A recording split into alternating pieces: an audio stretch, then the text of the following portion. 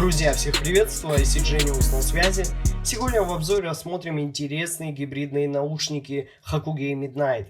Это компания, которая по большей части занимается производством аудиофильских кабелей.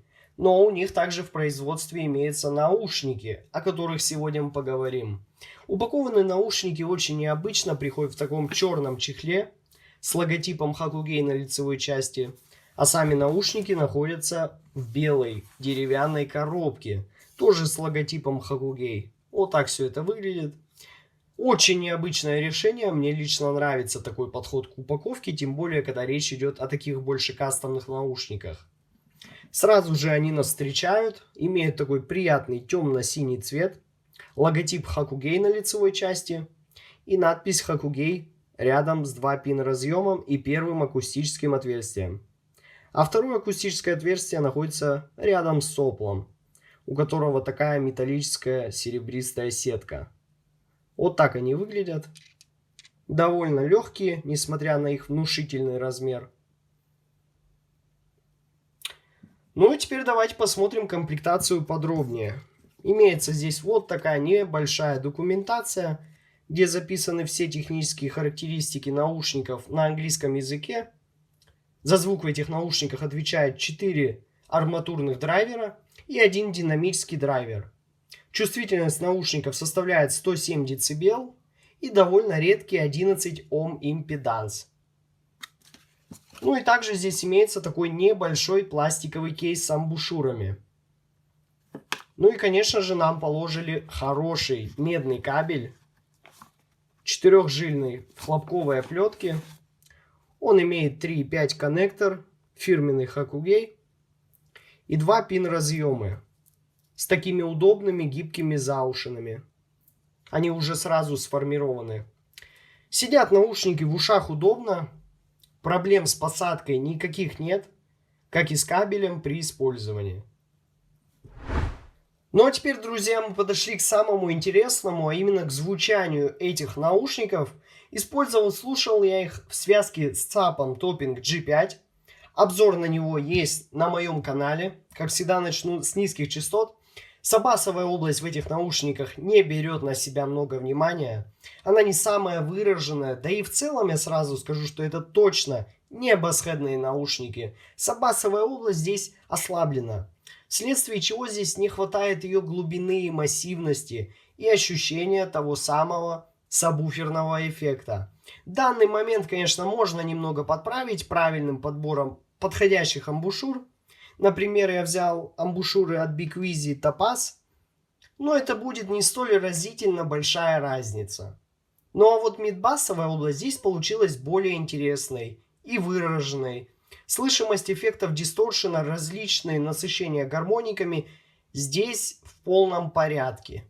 Имеется хорошая подчеркнутая атака, отличная текстура и превосходное плавное затухание. Здесь нету излишнего грохота при ударе, что в целом очень хорошо сказывается на общем звучании этого диапазона и сохранении его утонченного баланса. Что касаемо средних частот, то они меня порадовали куда больше. Они являются довольно сильной стороной этих наушников. Качество средних частот и разрешение здесь на очень высоком уровне.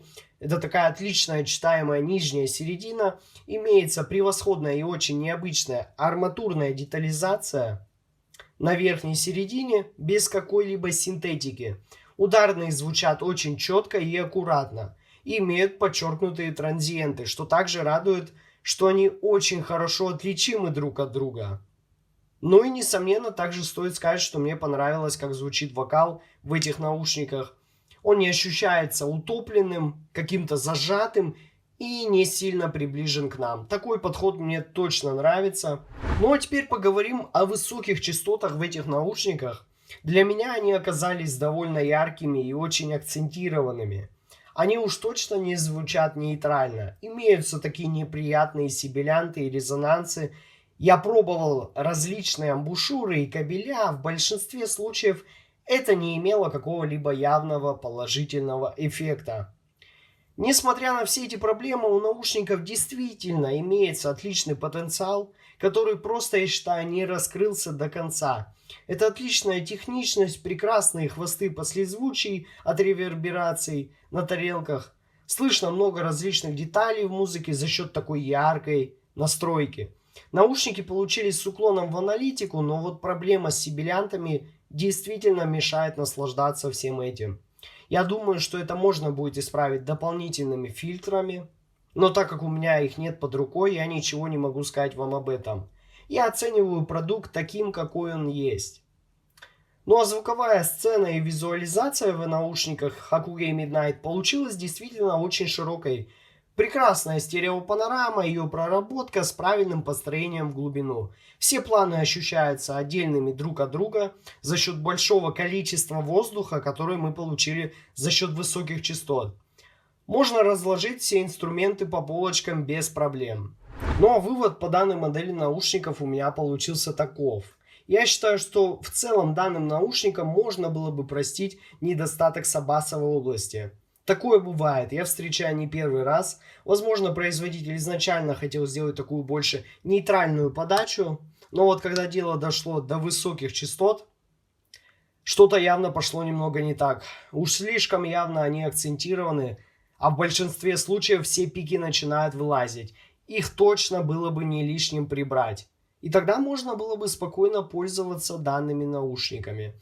Ну а ссылка на покупку наушников, как всегда, находится в описании и в закрепленном комментарии под видео. Подписывайтесь на мой канал, не забывайте ставить лайки. С вами, как всегда, был IC Genius. Спасибо всем за просмотр, всем удачи, всем пока.